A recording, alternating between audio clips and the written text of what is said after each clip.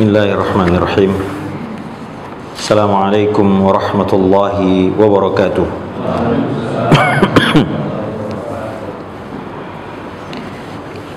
Alhamdulillahi wa kafa wassalatu wassalamu ala rasulina al-mustafa wa ala alihi wa ashabihi ahli al-wafa. Asyhadu an la ilaha illallah wahdahu la syarika lah ta'ziman li sya'nihi wa asyhadu anna Muhammadan abduhu wa rasuluhu ad-da'i ila ridwanihi salawatu rabbi wa salamuhu wa ala alihi wa ashabihi wa ikhwani. Amma ba'du. Hadirin dan bapak-bapak jamaah Masjid Al-Hidayah yang dirahmati Allah Subhanahu wa taala. Alhamdulillah, pada kesempatan bulan ini, bulan Zulqa'dah, salah satu bulan yang mulia di dalam agama kita, yaitu bulan yang dikatakan bulan haram, Ashhurul Haram, bulan yang dimana Allah Ta'ala memperingatkan kita tentang bahaya melakukan dosa di bulan ini, karena Allah Ta'ala memuliakan bulan ini. Maka semoga Allah Ta'ala memberikan kita taufik untuk bisa memanfaatkan bulan ini untuk meraih kebaikan yang besar dengan amal-amal soleh, dan juga kita meninggalkan dosa-dosa yang itu akan mendatangkan azab dari Allah Subhanahu wa Ta'ala. Baik, kita lanjutkan Bapak Ibu penjelasan tentang syarah Kitabul Jami', bab terakhir dari kitab Bulughul Maram, yaitu tentang kumpulan hadis-hadis yang berkaitan dengan adab dan akhlak. Baik, kita masuk ke hadis berikutnya, yaitu hadis tentang menghilangkan penderitaan sesama muslim. An Abi Hurairah radhiyallahu ta'ala anin Nabi sallallahu alaihi wasallam qala, dari Abu Hurairah radhiyallahu anhu, beliau berkata, Rasul sallallahu alaihi wasallam bersabda, man naffasa an muslimin, barang siapa yang menghilangkan dari seorang muslim kurbatan, yaitu penderitaan. Apa saja penderitaan? Di sini disebutkan secara nakirah. Kalau suatu kalimat dalam bahasa Arab disebutkan dalam bentuk nakirah, tidak pakai alif lam, itu menunjukkan keumuman, artinya segala jenis penderitaan. Ya, penderitaan lahir, materi, jasmani, batin, ini semua penderitaan. Semua bentuk penderitaan yang dialami seorang muslim, ya, maka min kurabid dunia, yaitu penderitaan-penderitaan dunia, ya, naffasallahu anhu kurbatan min kurabil yaumil qiyamah, maka Allah Ta'ala akan menghilangkan penderitaannya dari penderitaan-penderitaan di hari kiamat kelak nanti. Ini yang pertama, ya ikhwan, ya. Kemudian lanjutnya kata Nabi, wa may yassara ala mu'sirin, barang siapa yang memudahkan kesulitan, ya, yaitu khususnya di sini adalah kesulitan bayar utang. Karena ada ayat dalam Al-Quran, fa in kana dzu usratin fa nadhiratun ila maisarah, barang siapa yang kesulitan dalam membayar utangnya, maka hendaklah seseorang memberi tangguh sampai dia lapang untuk membayar utangnya. Maka di sini juga Nabi SAW memudahkan bagi orang yang kesulitan. Nanti kita lihat ada beberapa bentuk kemudahan. Kemudahan yang paling tinggi adalah membebaskannya dari utang. Ada yang sekadar memberinya tempo, mengatur tempo, menjadwal ulang. Ada yang mungkin setengahnya. Ya, kita lihat nanti. Kemudian apa kata Nabi? Yassarallahu alaihi fid dunya wal akhirah, maka Allah Tabaraka wa Ta'ala akan mudahkan urusannya di dunia maupun di akhirat. Ini yang kedua. Yang ketiga, kata Nabi dalam hadis yang sama, wa man satara ala muslimin, siapa yang menutupi.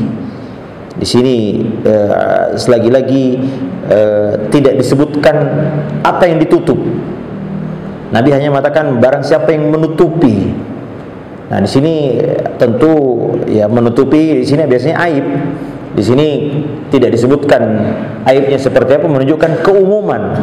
Aib berupa aib jasmani, mungkin ada cacat atau aib yang sifatnya dosa, maksiat, aib batin maksudnya, seluruhnya adalah masuk dalam keumuman hadis ini, yaitu menutupi aib.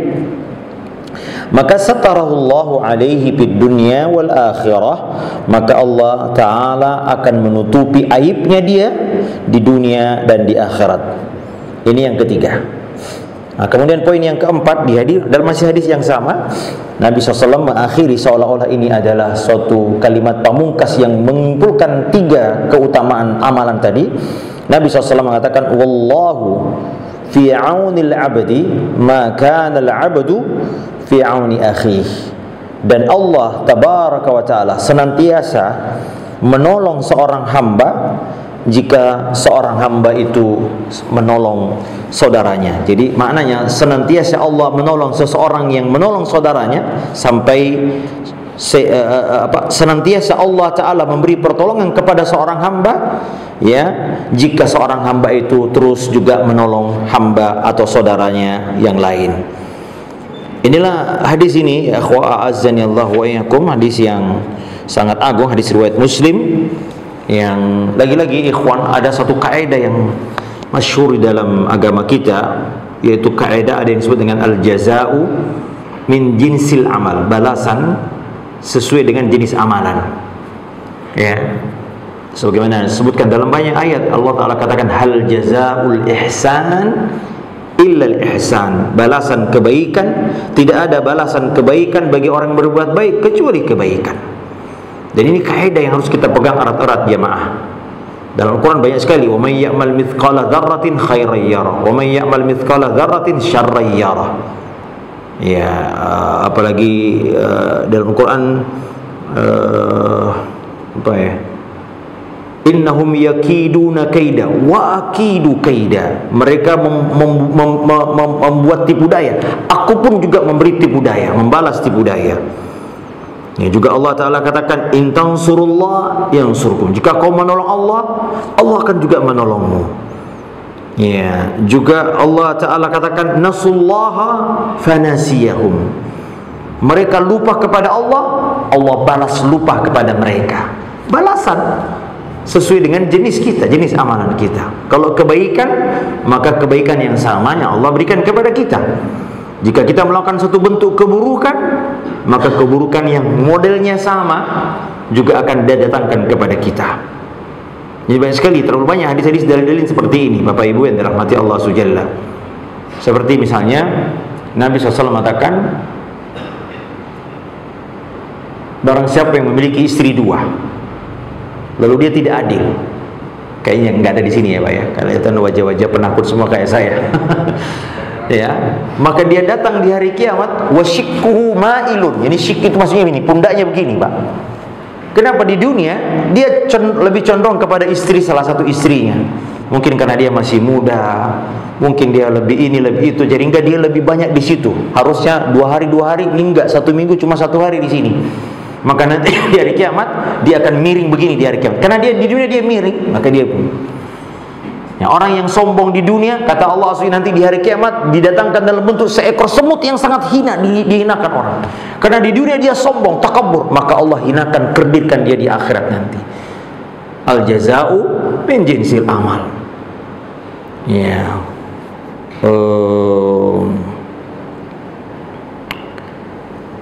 Banyak ayat-ayat yang semakna dengan ini. Juga hadis-hadis Jibril, hadis-hadis lain, Nabi mengatakan, Jibril datang mengatakan, if'al ma syi'ta fa innaka majziyun bih.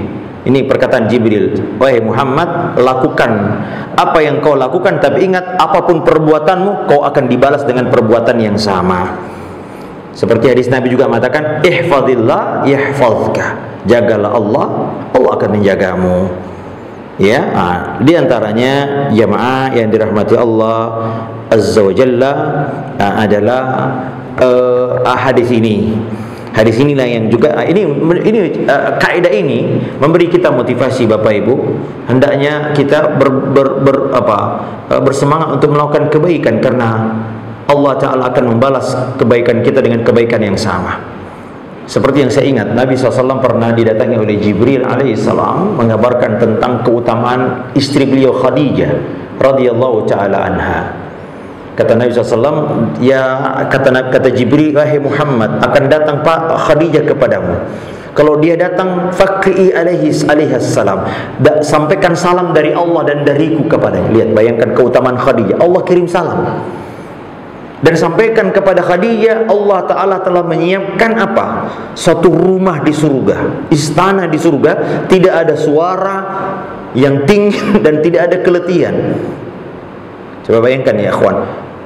Para ulama mengatakan, kenapa Allah Ta'ala, Nabi SAW menyebutkan sifat istananya Khadijah, yaitu tidak ada keletihan dan tidak ada suara yang keras di dalamnya. Ada yang mengatakan karena dulu di dunia Khadijah radhiyallahu an membuat rumah, tidak pernah membuat letih suaminya dan tidak pernah ada suara yang keras di depan suaminya. Maka Allah balas dengan istana yang seperti yang sama di dunia. Dan dia adalah rumah tangga pertama Islami di dunia. Yang pertama kali rumah tangga keluarga Islam, yaitu istri, suami, anak semua Islam adalah di rumahnya. Maka Allah Ta'ala balas dengan rumah di surga. Al jaza'u min jinsil amal. Nah, begitu juga keburukan jamaah. Ya, keburukan juga begitu. Keburukan apapun yang kita lakukan ya ikhwan, maka ingat, keburukan yang sama juga akan menimpa yang kita. Ada perkataan ulama mengatakan, siapa yang menzinai anak perempuan, maka dia telah membuat utang bahwasanya anaknya juga akan dizinai. Ya, juga ada riwayat seorang tabi'in, murid Ibnu Abbas radhiyallahu anhuma, Sa'id bin Jubair, ini pernah dibunuh oleh seorang yang zalim namanya Hajjaj Al-Thaqafi. Ya, maka Hajjaj mengatakan, "Hei Sa'id," ini seorang tabi'in, muridnya Ibnu Abbas, "Pilih ya, pembunuhan yang mana yang kau sukai? Saya mau bunuh kamu. Ikhtar ayyi qatlatin turidu an aqtulak." Ya. Maka kata Sa'id bin Jubair, beliau mengatakan, "Ikhtar li nafsika ma ya Hajjaj." Justru pilihlah kematian untuk dirimu wahai Hajjaj. Fa wallahi ma taqtuluni qitlah illa qatalatak qatlatun fil akhirah. Tidaklah engkau membunuhku dengan suatu cara kematian yang kau inginkan, melainkan aku juga akan membunuhmu dengan satu kematian yang sama di akhirat. Ya, makanya Nabi SAW mengatakan, siapa yang membunuh dirinya dengan besi, Allah Ta'ala akan memberikan besi yang sama, dia akan robek-robek perutnya. Siapa yang minum racun membunuh dirinya, Allah akan kasih racun yang sama di hari kiamat kelak nanti. Artinya dengan cara apa engkau membunuh orang lain, maka kelak di hari kiamat Allah Ta'ala akan membalas dengan cara pembunuhan yang sama dengan itu. Ini menentukan kaidah ini ikhwan, ini adalah kaidah yang hendaknya kita camkan. Ya, setiap kita mau berbuat baik, ingat, kebaikan akan datang kepada kita dengan kebaikan yang sama balasannya, dan juga ingat, keburukan, kezoliman akan datang dengan kezoliman yang sama. Ada seorang salaf, suatu ketika dia bangkrut ya. Ternyata dia ingat dulu dia pernah 20 tahun atau beberapa puluh tahun sebelumnya dia pernah menghina orang, "Hei bangkrut." Ya. Ya, maka dia katakan, inilah dosanya. Dulu saya pernah menghina orang, ya bangkrut. Maka sekarang saya pun mengalami kebangkrut. Padahal itu sudah terjadi puluhan tahun yang lalu. Baik jamaah yang dirahmati Allah Subhanahu wa taala. Baik, mari kita lihat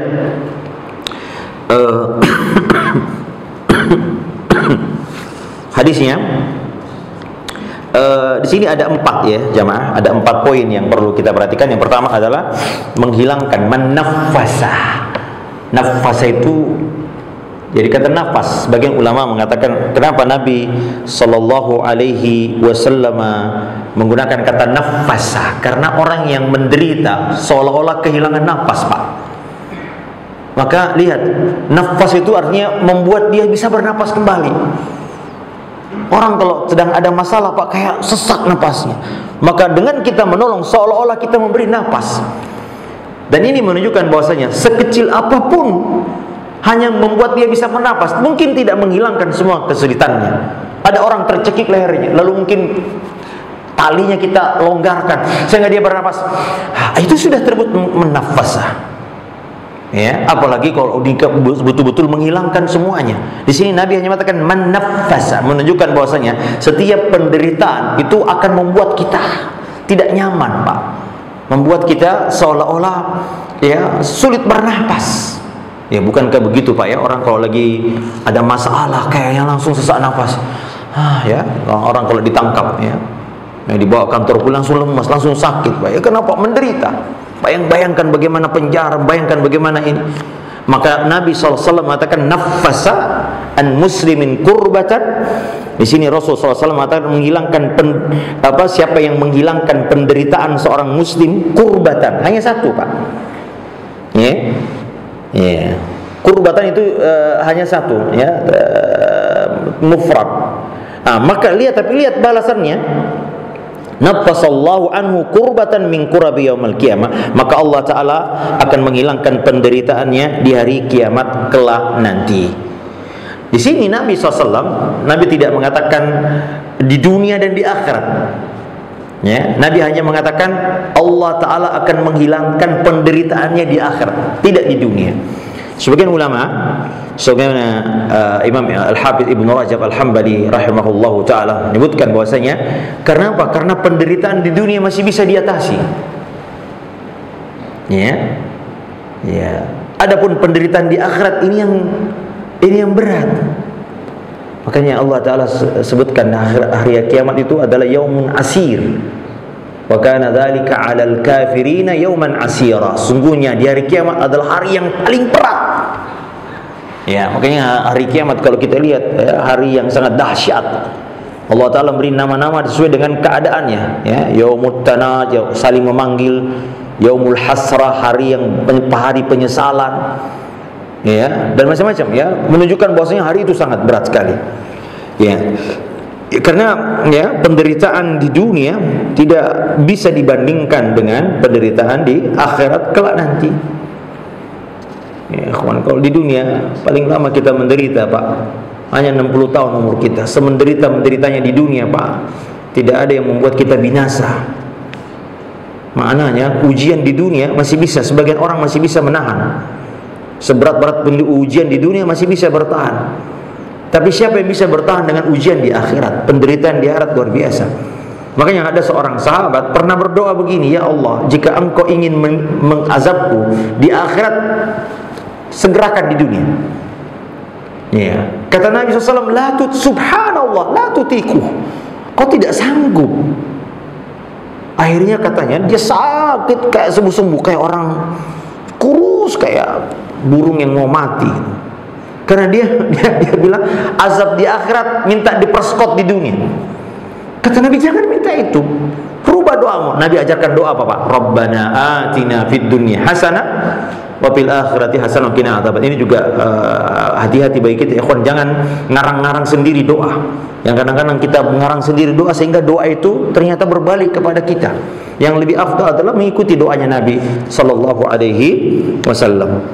Kenapa ya, ikhwan? Karena penderitaan di akhirat tidak bisa dibandingkan dengan penderitaan. Satu harinya saja beda. Satu hari di akhirat sama dengan 1000 tahun di dunia. Ya, kana miqdaru alfasanatin mimma ta'udun. Ya, sesungguhnya satu hari di hari kiamat sama dengan 1000 tahun dalam hitungan kalian di dunia. Subhanallah. Jadi kalau setengah hari di akhirat sama dengan 500 tahun, Pak. Subhanallah. Ya. Dan karena ikhwan a'azani Allah wa iyyakum, di sini penting sekali ya ikhwan, ya. Allah Taala mengingatkan kita pentingnya nafasa, menghilangkan penderitaan orang. Penderitaan di sini banyak ya ikhwan. Ya, ada orang yang menderita secara zahir seperti kemiskinan, nggak bisa makan. Ya, mungkin penghasilannya tidak banyak. Ya, kemudian dia secara zahir, ya, penderitaan. Ya, ini yang paling banyak, apalagi akhir-akhir ini. Ya, banyak PHK, ya, kemudian ekonomi sedang tidak baik-baik, ya, banyak orang kehilangan pekerjaan. Ya, tentu ya ini kesempatan bagi saudara-saudara kita untuk kita bantu, ya, menghilangkan kesulitan mereka. Ya, di antara kesulitannya adalah kesulitan mungkin dalam hal masalah, ya, masalah yang membuat dia tidak bisa, mungkin masalah keluarga, mungkin ada masalah dengan mertua, masalah dengan tetangga, dan ini membuat mereka semua sempit dadanya. Ya, ya, maka ini semua masalah dan memang inilah ujian. Ya, dunia ini adalah ujian. Kata Imam Syafi'i rahimahullah, mihanuz zamani ta'ti, ya, la tanqadi. Ujian di dunia itu tidak pernah berhenti. wa sururuhu ya'tika kal a'yad. Jadi kesenangan itu hanya datang sesekali-sekali seperti hari raya. Tidak ada, memang inilah dunia. Namun demikian jemaah yang dirahmati Allah Azza wa Jalla, adanya perbedaan antara kaya dan miskin dalam rangka apa? Agar kita saling tolong menolong. Ya, yang sedang beruntung, yakni memiliki Allah Ta'ala beri karunia, adalah supaya dia bisa menolong orang yang kesulitan. Ini ladang pahala. Yani Allah Tabaraka wa Ta'ala membedakan manusia rezekinya diantara hikmahnya agar ada terjadi interaksi antara mereka, ada tolong menolong. Yang satu mendapatkan ladang pahala berupa pahala untuk memberi, yang satu mendapatkan pahala kesabaran dalam menahan ujian itu dan penderitaan itu.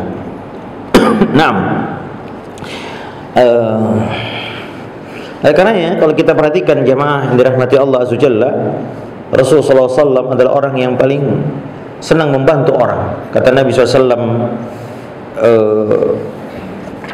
la an amshi, saya agak lupa hadisnya ya. Nabi SAW mengatakan, dan aku berjalan memenuhi hajat salah satu dari kalian, menghilangkan memenuhi hajatnya, dia menghilangkan kesusahan, lebih aku sukai daripada i'tikaf 1 bulan di masjid ini, yaitu di Masjid Nabawi.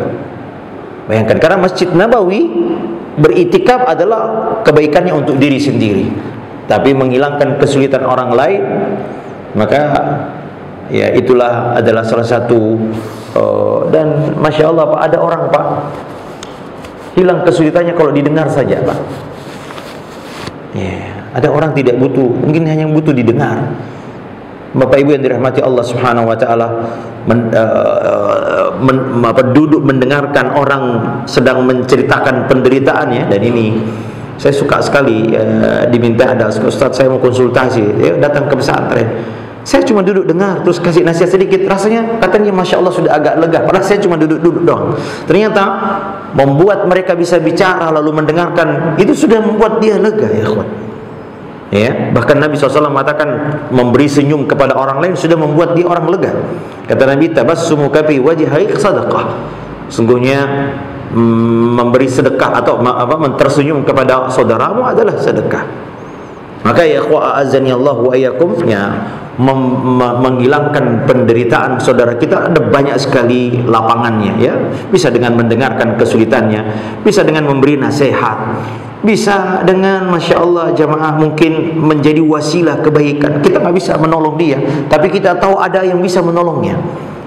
Ya, man dalla ala khairin kafailihi, kata Nabi, siapa yang menunjukkan. Dulu ada sahabat, ya, dia bilang saya mau pergi, ada hajat saya, tapi saya nggak bisa menolong kamu, tapi saya tahu ada orang yang bisa menolongmu. Kata Nabi, siapa yang menunjukkan kebaikan seperti orang yang melakukannya.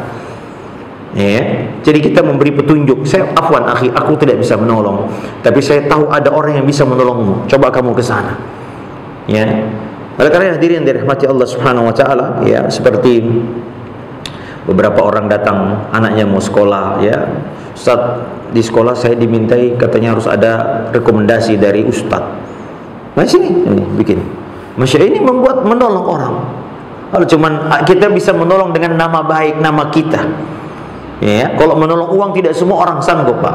Tapi menolong dengan menjadikan kita mentazkiyah. Ya, tolong orang ini begini baik, tolong diterima. Ya. Beberapa kali saya diminta tolong, ada orang tua datang mau sekolah, Ustaz kenal nggak yang punya pesan? Saya bilang saya kenal. Sini saya tulis nih. Tolong diterima, ini anaknya baik, saya kenal orang tuanya. Ini sudah bentuk pertolongan, tazkiyah namanya, memberi tazkiyah. Ya. Apalagi kalau bentuknya adalah yang lebih besar daripada itu, menolong orang kesulitan yang mungkin dia mau makan tidak butuh makan, maka Masya Allah ini sangat tentu dibutuhkan oleh saudara kita. Kemudian juga ya akhwa a'azzani Allahu wa iyyakum. Nah, yang perlu kita ingat di sini Nabi mengatakan min kurabi yaumil qiyamah, yaitu penderitaan di hari kiamat. Ini harus kita datangkan ya akhwan. Kita ini butuh kemudahan di hari kiamat. Ya, kata Nabi tuh yub'atsu yaumal qiyamati hufatan uratan ghurla. Kalian akan dibangkitkan di hari kiamat dalam keadaan telanjang. Ya, tak beralas kaki, dikumpulkan di padang matahari, didekatkan 1 mil. Ya, ini menderita. Sampai-sampai disebutkan saking lamanya orang berdiri, maka mereka saling melihat siapa kira-kira yang bisa memberi syafaat kepada kita, kepada Allah SWT. Mereka datangi Nabi Adam, mereka datangi Nabi Ibrahim, mereka datangi orang-orang yang kira-kira mereka mulia di sisi Allah SWT. Tapi tidak ada semuanya yang merasa malu, tidak ada yang merasa pede. Nabi Ibrahim, Nabi Adam mengatakan, bukankah saya melakukan kesalahan? Idhabu ila ghairi. Nabi Ibrahim, kau Nabi Nuh dulu, kau rasul pertama, enggak, pergi yang lain. Nabi Ibrahim, kau kekasih Allah, enggak, aku pernah melakukan kesalahan, pergi yang lain. Nabi Musa, engkau kalimullah, yang berbicara dengan Allah di dunia, mintalah kepada Allah. Ala tarawna ma nahnu fi. Selalu mereka mengatakan, tidak kau lihat apa yang kita lakukan, ini penderitaan luar biasa. Ya. Tidak ada yang kecuali Nabi Muhammad sallallahu alaihi wasallam. Nah, lihat bagaimana Nabi SAW, Pak, ya, orang yang manusia yang paling menginginkan kebaikan, paling tidak mau melihat kita menderita di dunia apalagi di akhirat nanti. Maka dia datang meminta syafaat. Kata Allah, isfa'tu syafa', minta syafaat, syafaatmu diterima. Maka disegerakanlah pengadilan oleh Allah Subhanahu wa taala. Sampai-sampai Nabi ditanya ketika disebutkan telanjang manusia, ya, kata Nabi SAW, kata Aisyah, ya Rasulullah, ar-rijalu wan nisa'u jami'an yanzuru ba'du ila ba'd. Manusia saling melihat ketelanjangan. Kata Nabi SAW, al-amru asyaddu ayyuhimmahum min dzalika.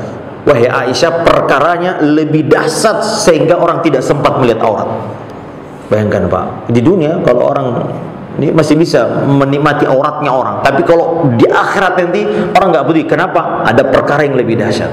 Jangan itu ya, saya pernah dengar cerita seorang syekh ketika peristiwa terowongan Mina, Pak, tahun 9 berapa. Dia lihat bagaimana orang keluar dari terowongan, Pak, karena pakai ihram telanjang, Pak. Betul-betul dahsyat, Pak.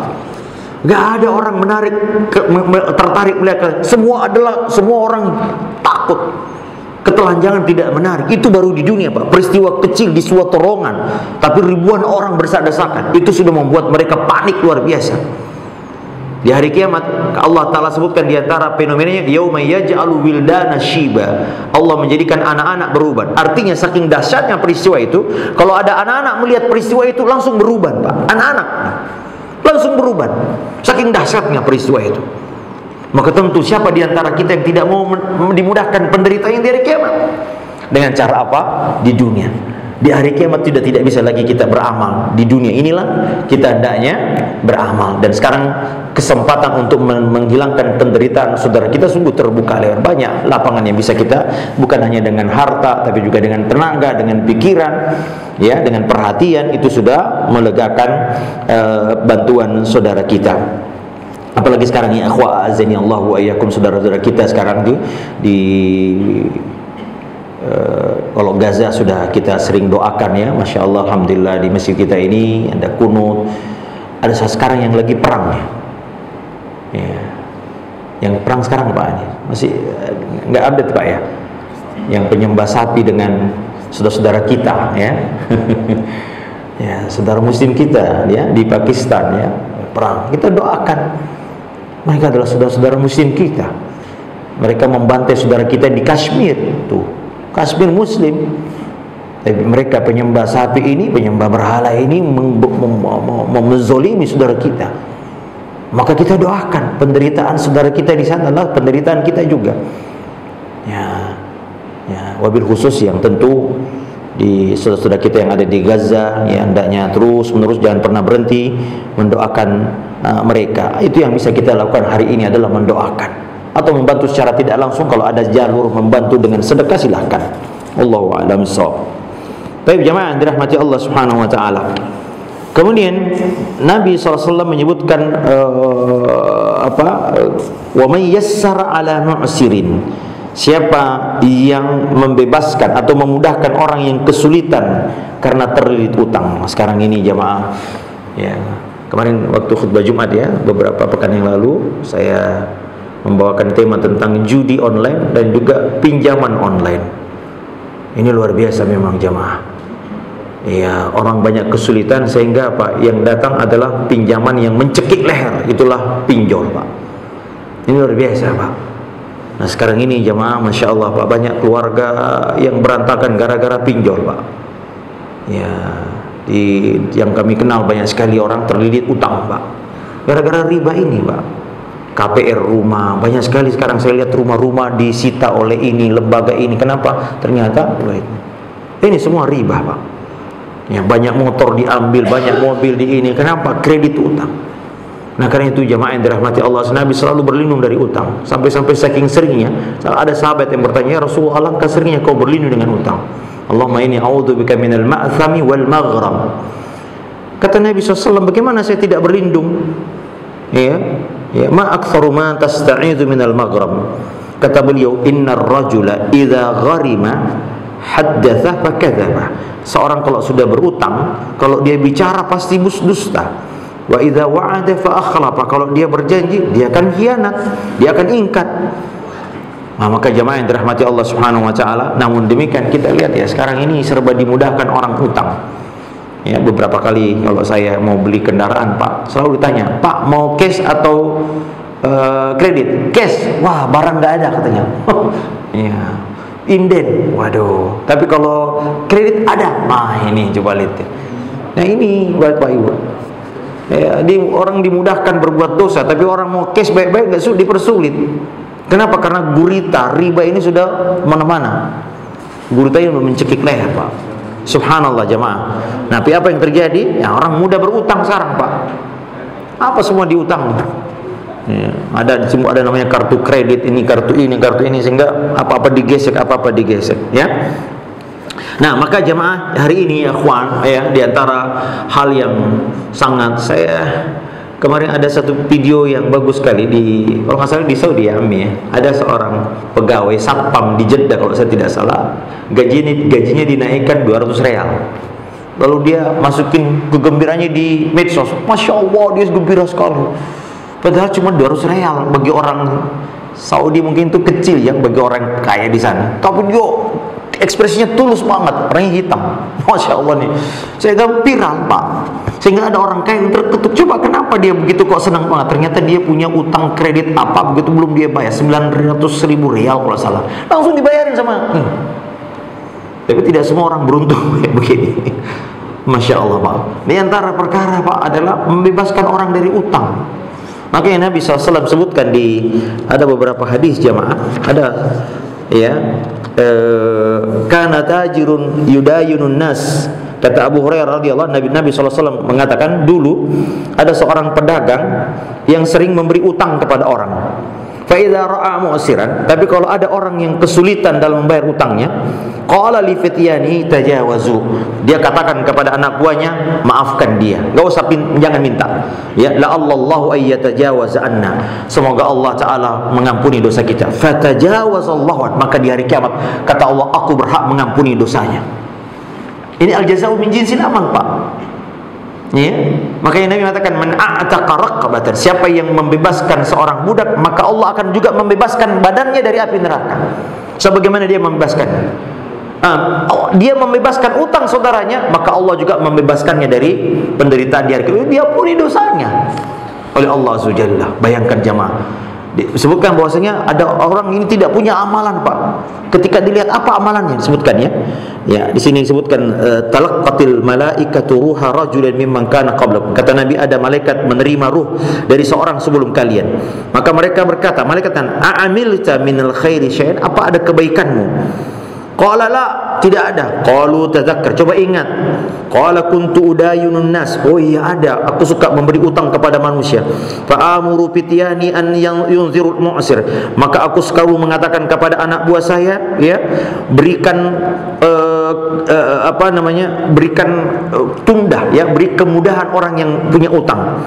Wa tajawazu anil musir, ya. Ya, kalau bisa dihilangkan utangnya atau dibebaskan di utang, maka faqala Allah azza wa jalla tajawazu anhu, aku ampuni dosanya dia. Subhanallah jamaah. Maka Bapak Ibu yang dirahmati Allah Subhanahu wa taala, hari ini subhanallah ya, masalah utang ini luar biasa jamaah. Maka diantaranya adalah kita bayar utangnya orang yang betul-betul, Pak, ya, mohon maaf ya, betul-betul dia berutang karena kebutuhan. Sekarang banyak orang beli kebutuhan hanya untuk beli handphone, yang mungkin tidak bukan kepentingan mendesak. Ada orang, Pak, betul-betul berutang karena dia mau bayar utang. Apa? Karena dia mau makan. Maka ini yang kita diberi ini. Atau Masya Allah jamaah, kalau bisa kita bebaskan. Ini yang terbaik. Kata Allah, wa antasaddaqu khairul lakum, dan engkau bersedekahkan itu lebih baik bagi kalian. Ya, atau Bapak Ibu, memberi utang itu lebih baik daripada, ya ada begini Pak, ada di, saya agak lupa hadisnya, Nabi SAW mengatakan, yang siapa yang memberi utang kepada seseorang, maka setengahnya itu dihitung sedekah. Jadi kalau Bapak ngasih utang 1 juta, 500.000 itu dihitung sedekah. Padahal 1 juta kembali ke kita, Pak, Masya Allah. Ya, maka memberi apa namanya, memberi tempo 1 hari berarti sama dengan bersedekah dengan itu, Pak. Subhanallah. Ya, memberi tempo. Ya sudah, kapan kamu bisa bayar? Mungkin 1 bulan, tidak apa-apa 1 bulan lagi. Maka 1 bulan itu sama dengan kita bersedekah. Subhanallah. Kata Allah, fa in kana dzu usratin fa nadhiratun ila maisarah. Namun saya ingatkan juga Pak, bagi kita yang punya utang Pak, jangan sama sekali mencoba menunda-nunda Pak. Kalau kita mampu bayar, bayar. Kata Nabi, matul ghani zulm. Menunda utang bagi orang yang mampu kezoliman Pak. Ini bahaya, dan sebagian orang begitu ya. Saya pernah lihat ada orang pergi umroh Pak, terus di komentar di bawahnya, Pak, Mbak, tolong bayar utang dulu dong. Dia pamer di sana umroh, dia sendiri belum bayar utang. Dia pergi kemana, pergi plesiran ya, flexing kemana-mana, ternyata hasil utang semua. Ini jangan sama sekali Bapak Ibu, karena ada orang yang hobi berutang tapi tidak hobi membayar. Ya. Taib jamaah yang dirahmati Allah Subhanahu wa taala, ini adalah memberi tempo atau mungkin mensedekahkan semua atau mungkin setengahnya. Ada orang punya utang kita 10 juta, kita katakan yang sudah akhi 5 juta aja kau bayar atau 3 juta aja cukup.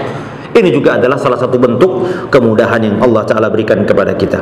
Kemudian selanjutnya Nabi SAW, wa man satara musliman satarallahu alaihi fid dunya wal akhirah. Barang siapa yang menutupi seorang muslim, maka Allah Ta'ala menutupinya. Di sini Nabi SAW mengatakan apa yang ditutupi.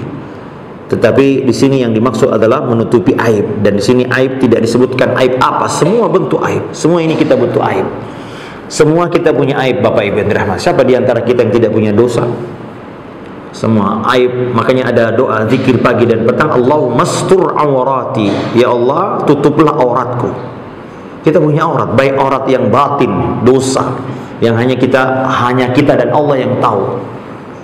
Ya, makanya sebagian salaf mengatakan, seandainya kalian tahu siapa saya, tidak ada yang akan mendengarkan. Ada seorang salaf mengatakan, seandainya dosa itu punya bau, tidak ada yang akan dekat dengan saya. Maka diantara nikmat Allah Azza wa Jalla kepada kita ikhwan adalah Allah menutupi aib kita. Dan itu makna istighfar. Apa artinya astaghfirullah?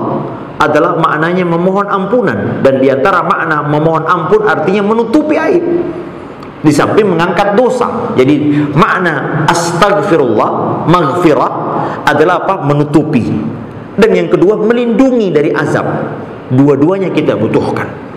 Karena itu diantara orang yang mendapatkan kebaikan di hari kiamat adalah dihisab dengan yang ringan. Apa itu hisab yang ringan? Kata Nabi adalah seorang dihisab hanya Allah Ta'ala dengan berduaan, tidak ada yang melihat kecuali Allah Azza wa Jalla. Lalu diperlihatkan catatan kita, Allah hanya mengatakan, ya Rabb, ya Abdi, kau akui atau kiruna, kau akui ini semua? Benar ya Rabb, na'am ya Rabb, ay Rabb. Lalu kemudian Allah tutup, aku tutup aibmu sebagaimana aku menutupnya, dan aku mengampuni dosamu. Masya Allah Pak. Beda dengan orang yang diadili secara terbuka, munaqasyah, dipanggil di seluruh khalaik, lalu dia katakan, kau sudah melakukan ini, kau sudah melakukan ini. Ini aib jamaah. Bayangkan Pak, di dunia saja Pak, aib itu bukan membuat kita, apalagi di hari kiamat kelak nanti. Karena jamaah yang dirahmati Allah, apa niat? Adalah tutupi aib saudara kita. Yang mana yang ditutupi? Adalah aib orang-orang yang terkenal kebaikannya. Begini Pak, ada orang baik Pak, tapi terkadang mungkin dia terkena khilaf, dia melakukan dosa di tempat yang tersembunyi. Kebetulan kita tahu Pak, maka yang begini jangan dibuka Pak. Ya, ada orang yang terkenal lebih banyak kebaikannya, suka ke masjid Pak, mohon maaf Pak, tapi kemudian kita lihat Masya Allah, dia ternyata dia suka ke masjid, termasuk Pak, langsung divideoin Pak. Nih penduduk nih yang suka ke masjid. Gak boleh Pak, ini aib. Sekarang ini bahaya ini Pak, apa-apa dikit videoin Pak. Jadi dikit divideoin, belum tentu benar divideoin. Nah oleh karena Bapak Ibu, ini aib Pak. Ya, jadi kalau kita, kecuali orang yang suka terang-terangan berbuat dosa, boleh kita viralkan. Sudah berkali-kali dia mencuri, suka minuman keras, bikin masyarakat gelisah, boleh kita viralkan. Tapi orang yang terkenal kebaikan seperti Aisyah radhiyallahu taala anha, terkenal kebaikannya, kemudian ada berita dusta tentang dia, kata Allah, kenapa kalian tidak berhusnuzon kepada saudaramu? Tapi ini ternyata ada yang memviralkan, ada yang menyebarkan berita dusta ini, sehingga Nabi berasa sempit dadanya. Adapun kepada orang yang Masya Allah Pak, kita terkenal rajin ke masjid, mungkin dia seorang yang terkenal kebaikannya, hanya saja mungkin dia, siapa di antara kita yang tidak pernah khilaf, tergelincir Pak. Nah kalau orang yang seperti ini Pak, tolong tutupi aibnya, sehingga Allah Ta'ala juga menutup aib kita. Sebaliknya, siapa yang membuka aib saudaranya, Allah akan buka aibnya, walaupun diserang duduk di rumahnya, Allah akan buka aibnya di dunia maupun di hari kiamat kelak nanti. Demikian jamaah yang dapat kami sampaikan. Mungkin kita azan dulu, setelah azan kalau ada pertanyaan kita lanjutkan, kalau tidak kita lanjut dengan azan salat. Silakan.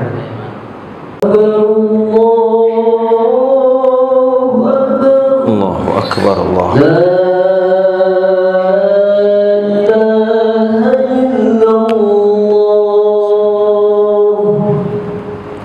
Allahumma rabb hadhihi da'wah salatil qa'imah ati Muhammadil Masih wa ba'ath maqam Muhammad. Baik, saya lanjutkan sedikit satu menit dakika insyaallah. Ya, saya ingin ingatkan bahwasanya menutupi aib saudara kita bukan berarti membiarkannya dalam maksiat. Itu jangan dibiarkan, jangan dipahami bahwasanya kalau kita ada orang melakukan keburukan lalu kita tutupi, maknanya kita membela aibnya, tidak. Tetapi kalau ada cara untuk menasihatinya secara empat mata, menasihatinya dengan baik sehingga dia bisa terima, itu yang terbaik. Jadi bukan berarti pura-pura kita tidak tahu lalu biarkan dia terus menerus. Ya, nah ini ya, selama dia melakukannya sembunyi-sembunyi, dia minum khamar di rumahnya dan kita tahu Pak. Nah, kenapa kita tahu? Karena kita mungkin tidak sengaja lewat, dia lagi pegang botol dan dia minum. Wah, ini bahaya. Lalu kita nasihati baik-baik berdua. Mungkin dia khilaf, ya, atau mungkin dia lagi nonton film porno, lalu kita, wah, gimana ini kok seorang suka ke masjid. Nah, lalu kita nasihati baik-baik. Jangan dipiralkan, Pak. Tuh, jangan. Mungkin dia khilaf. Ya, tapi jadi saya ingatkan, menutupi aib bukan berarti kita membiarkan dia lalu tidak menasihatinya, tidak. Tapi kita menasihati karena dia asalnya dia baik. Nah, berbeda tentu dengan orang yang memang terkenal keburukan, dia menampakkan keburukannya, dia terkenal suka membuat onar. Ini boleh kita, ya. Lalu tentu juga gibah ini juga ya bahaya Pak. Siapa yang menggibah, yakni membeberkan aib, maka Allah Ta'ala juga akan membeberkan aibnya sendiri. Kemudian terakhir jamaah, ini Nabi SAW mengatakan senantiasa Allah Ta'ala berada dalam pertolongan seorang hamba selama hamba ini berada dalam pertolongan saudaranya. Subhanallah, lihat di hadis ini sangat indah sekali. Allah Ta'ala katakan, Nabi katakan senantiasa Allah akan menolong seseorang hamba selama hamba ini menolong saudaranya. Subhanallah. Ini menunjukkan, Masya Allah Bapak Ibu, ya, pertolongan Allah Azza wa Jalla berkaitan dengan apa? Perbuatan kita menolong orang lain. Ya, maka ada satu kisah, saya lupa di mana saya baca buku, ada seorang di Mesir kalau saya tidak salah. Dia punya, tiba-tiba dia mimpi ada orang yang jarang ke masjid di kampung itu. Dia bilang, coba kau pergi umrahkan. Tapi apa keistimewaannya? Ya, akhirnya dia pergi umrah. Dan di umrah dia meninggal Pak. Ya, ternyata jamaah lihat nih, sampai dia pulang dia tanya keluarga, oh rupanya Bapak Ibu dia punya rahasia. Dia suka, ada orang tua miskin di kampung itu yang selalu dia datang untuk beri makan. Tidak ada yang tahu kecuali dia. Jadi ada amalan rahasianya sehingga Allah Ta'ala membuat mimpi seorang kaya ini, coba kau pergi umrahkan ini. Sampai dia punya umrah, dia husnul khatimah. Setelah umrah dia meninggal Pak. Lihat nih, ternyata lihat bagaimana Allah Ta'ala memberi pertolongan, melembutkan hati seorang hamba untuk menolong hamba ini. Ternyata apa? Karena orang ini ternyata terus menolong hamba yang lain. Subhanallah jamaah, lihat ini kaidah yang harus kita pegang. Ya, jangan-jangan kita ini nggak pernah ditolong orang karena kita nggak pernah menolong orang lain. ya, maka pertolongan Allah Azza Jalla dikaitkan dengan sejauh mana kita mengaitkan pertolongan kita kepada saudara kita yang kita bantu. Nabi SAW mengatakan, la an amshiya ma'a akhin fi hajatin ahabbu ilayya min a'takifa fi hadha sajdi asyahran. Kata beliau, saya menemani seseorang dalam rangka memenuhi kebutuhannya lebih aku sukai daripada saya beriktikaf 1 bulan di Masjid An-Nabawi ini. Subhanallah. Kenapa? Karena iktikaf di Masjid Nabawi sebulan faedahnya untuk diri sendiri, ya. Tetapi menemani seorang memenuhi hajatnya, atau mungkin dia punya hajat yang kalau tidak dibantu dia tidak bisa melakukannya sendirian, maka ini adalah amalannya lebih baik dibanding untuk diri sendiri. Karena Nabi mengatakan, selama hamba ini berada dalam pertolongan saudaranya, maka selama itu pula Allah Ta'ala akan memberikan pertolongan kepadanya. Demikian yang dapat kami sampaikan. Fadal ya Ami. Ini soal. Fadal. Barang siapa berbuat kezaliman baik untuk dirinya sendiri maupun orang lain, tidak besar-besar, nanti akan dibalasi sesuai dengannya. Tapi misalnya kalau sudah bertobat dengan karena sebagian perintah, Barakallahu fiik. untuk bertobat dengan sekarang untuk aib kafiran untuk saya gitu. Berarti tidak impas dia atau gimana? Jazakumullah khairan. Barakallahu fiik ya Ami. Pertanyaan sangat baik. Nah, Nabi SAW mengatakan, at-taibu minadz-dzamb kama la dzambalah.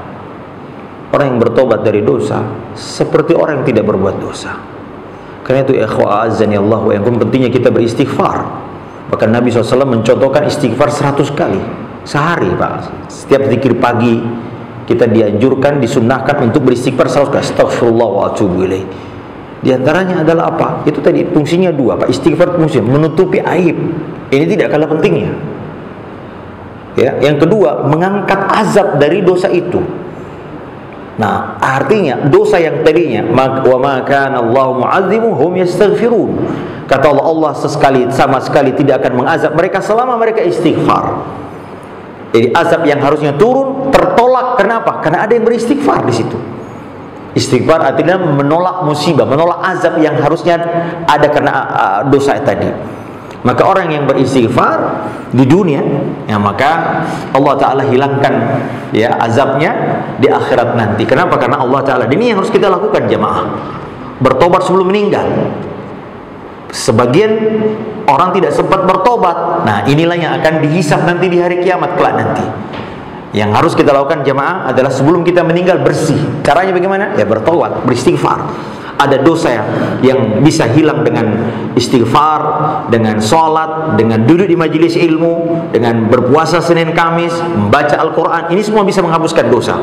Namun ada dosa yang tidak bisa dengan itu saja, harus dengan taubatan nasuha, yaitu dengan cara apa? Ikhlas karena Allah Azza Jalla, kemudian menyesali perbuatan itu, berhenti melakukannya, dan bertekad tidak melakukannya di masa yang akan datang, maka Allah Ta'ala akan mengampuninya. Dan orang yang sudah diampuni, artinya sudah bertobat, maka dia terhapus dari dosanya, maka pengaruh dari kezoliman itu sudah tidak ada. Kezoliman dan atau dosa, Pak, bisa di dunia, bisa di akhirat. Di dunia bisa berupa bisa berupa hati atau zahir atau batin, bisa berupa zahir, bisa berupa individu, bisa berupa keluarga, bisa berupa masyarakat. Iya nih. Jadi dosa, saya ingatkan ya, balasan terhadap dosa di dunia bisa, sejatinya di akhirat. Tapi di dunia bisa. Jika Allah menghendaki ada orang berbuat dosa, dibalas di dunia. Balasannya bisa berupa pribadinya, dan bisa berupa pada fisiknya, dan bisa berupa pada hatinya, terhalang dari ilmu, hatinya kering, kerontang, tidak bisa khusyuk, itu juga azab, Pak. Ya. Atau mungkin bisa berupa keluarga. Mungkin keluarganya ada musibah ini, musibah itu. Makanya Nabi SAW ketika melihat jenazah, kata Nabi, al-mustarih min, ya, kita beristirahat darinya, al-mustarih awil mustarimin, awil mustarah, ya, kita beristirahat darinya atau dia yang beristirahat dari kita. Maknanya kalau dia orang baik, dia beristirahat dari dunia. Kalau dia orang buruk, kita yang beristirahat. Bukan hanya kita, kata Nabi, negeri, al-bilad, al-syajar, pohon, hewan, wal-ibad, menunjukkan bahwasanya akibat dari dosa itu bukan hanya kepada diri, tapi bisa kepada seluruh negeri bisa merasakan itu. Karena itu Bapak Ibu dirahmati Allah, maksudnya pentingnya kita senantiasa mengulang-ulang istighfar ya. Karena ini diantaranya adalah dalam rangka menolak ya azab bisa di dunia, apalagi di akhir kiamat kelak nanti. Demikian yang dapat kami sampaikan. Mudah-mudahan ada manfaatnya. Kita tutup dengan doa kafaratul majlis. Semoga Allah Ta'ala memberkahi pertemuan kita dan memberi taufik untuk bisa lebih baik, dan Allah Ta'ala memberikan taufik kita untuk memberikan pertolongan kepada saudara-saudara kita. Demikian kita tutup dengan doa kafaratul majlis. Subhanakallahumma wa bihamdik, asyhadu an la ilaha illa anta, astaghfiruka wa atubu ilaik. Wassalamualaikum warahmatullahi wabarakatuh.